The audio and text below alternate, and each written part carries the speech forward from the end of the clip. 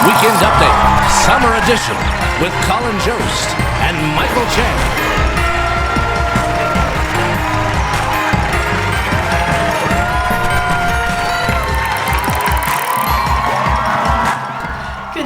Welcome to Weekend Update, where everything is bad. I'm not Colin Jost, and I'm definitely not Michael J. Down in the polls, President Trump once again argued this week that voting by mail would lead to fraud. He questioned postponing the election until it was safer, while still pushing to reopen schools, letting parents, teachers, and students everywhere know his new slogan. Presumptive Democratic nominee Joe Biden is reportedly set to choose his running mate next week. Rumor has it he will finally be replacing his one black friend. Kamala Harris has faced attacks from other contenders in the VP race, calling her too ambitious. No, what was too ambitious was still hoping for any good news about anything related to Joe Biden. This week, Governor Andrew Cuomo vowed on Twitter to launch a full-scale investigation after a video surfaced of pop group The Chainsmokers holding a non-socially distanced concert in the Hamptons. I know this year has been certifiably insane, but I can promise you no one had Governor Cuomo cancels The Chainsmokers on their 2020 bingo card. Well, Kanye West made the news this week as he continued to make campaign stops for his 2020 presidential run.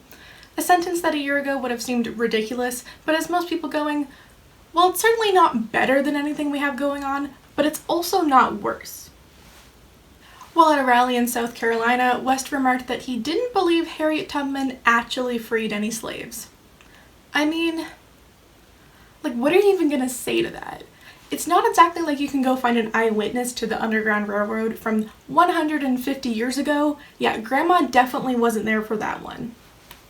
Ultimately, to that one you just have to ask, what about you, Kanye? Have you freed any slaves recently? No, I didn't think so.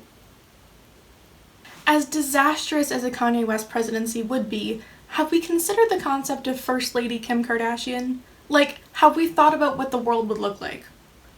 Call me crazy, but the Kardashians are a family made for the White House.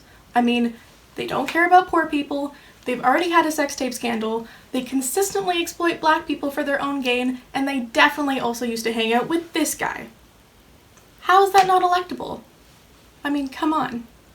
In entertainment news, the Emmy nominations were announced this past Tuesday, to the usual controversy on social media.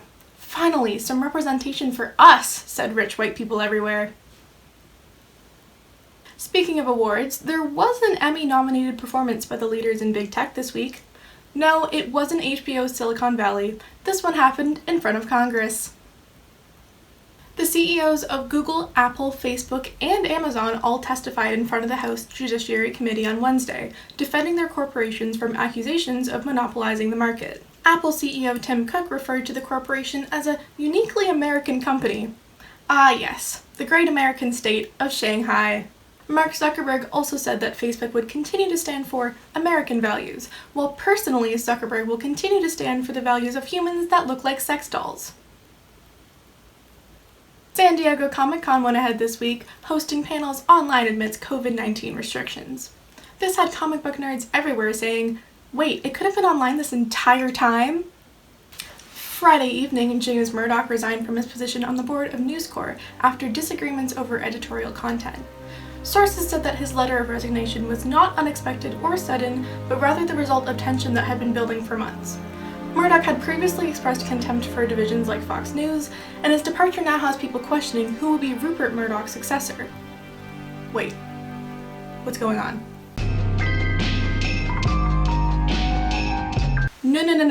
No, this is real life. This isn't the show. This is the real people.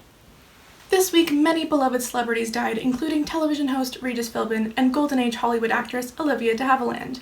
We all breathed a sigh of relief seeing that they passed away peacefully in their homes, not of coronavirus, but instead from the deadliest pandemic of all.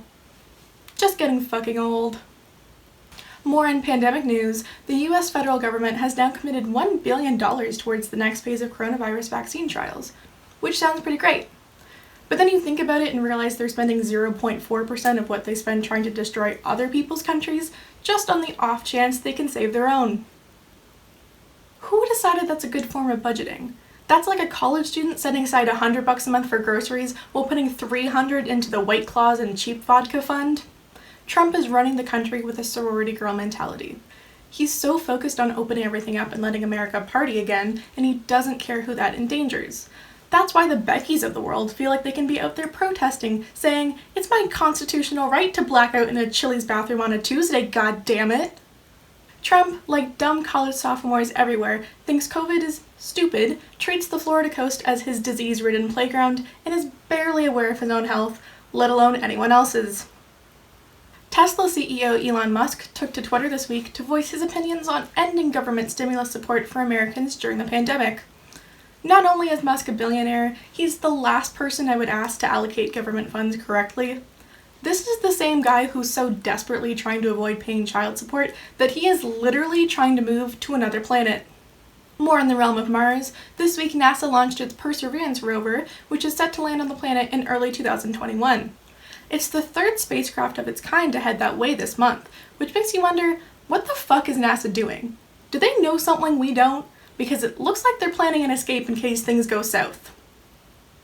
The CDC reported that despite implementing safety precautions, a Georgia summer camp experienced a large outbreak of the coronavirus among its 600 campers and counselors, making it the second biggest virus spread at its summer camp, right after HPV.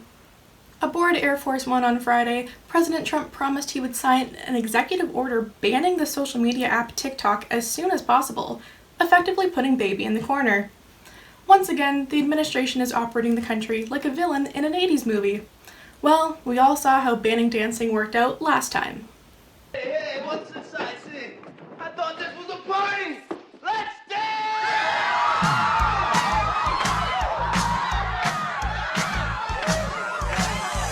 For Weekend Update, I'm still not Colin Jost or Michael Che. Have a good night.